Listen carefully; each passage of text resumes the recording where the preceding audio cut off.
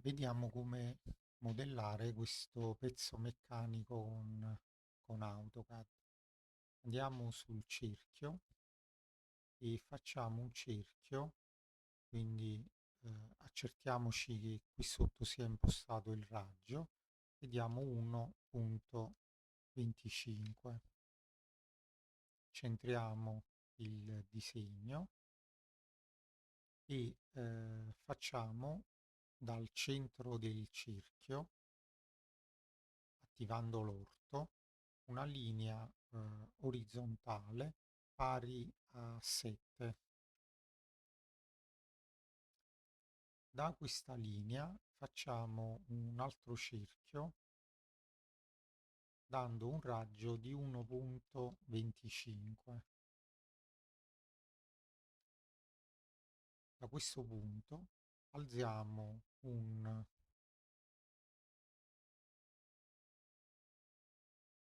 da questo punto qui alziamo un segmento pari ad 1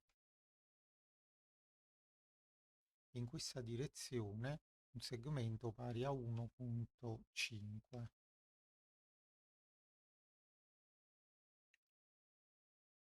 Da questo punto tracciamo una linea così di una lunghezza indefinita, ci andiamo ad allineare con questo punto qui, quindi in questa maniera.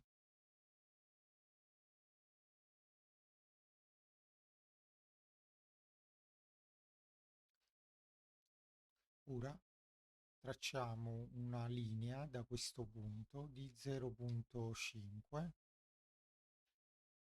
e da qui facciamo un cerchio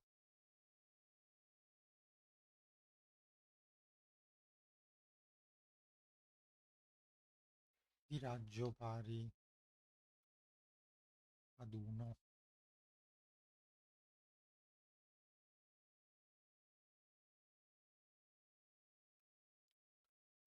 Prendiamo questo cerchio e lo spostiamo da questo punto a questo punto.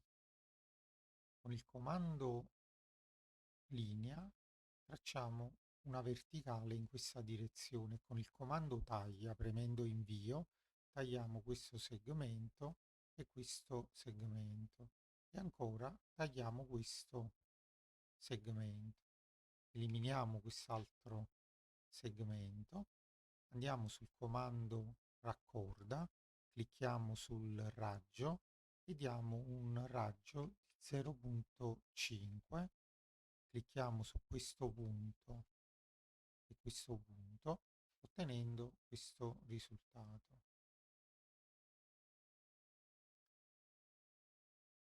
Tracciamo una linea verticale da questo punto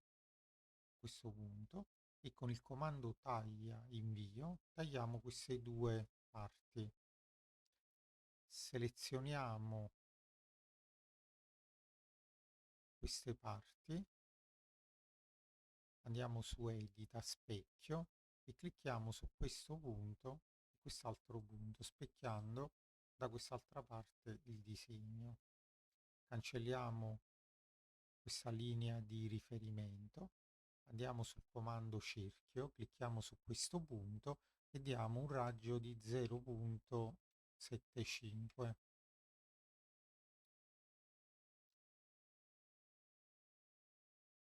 Cancelliamo questa linea e tracciamo una linea che va da questo centro a 2.5. Qui andiamo a fare un piccolo cerchio di 0.5. Selezioniamo questo cerchio, andiamo sul comando copia, diamo questo centro, ci spostiamo di qui e digitiamo 2.5 e premiamo invio. Con lo strumento linea tracciamo una linea che va da qui a qui e da qui a qui.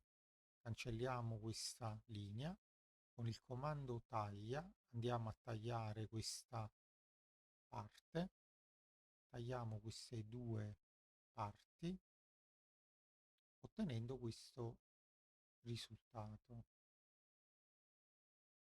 Ora ci spostiamo in 3D cliccando sullo spigolo del ViewCube. Andiamo sul comando premi e trascina, ci mettiamo nell'area interna, facciamo un clic, eleviamo verso l'alto e diamo un'altezza di 2.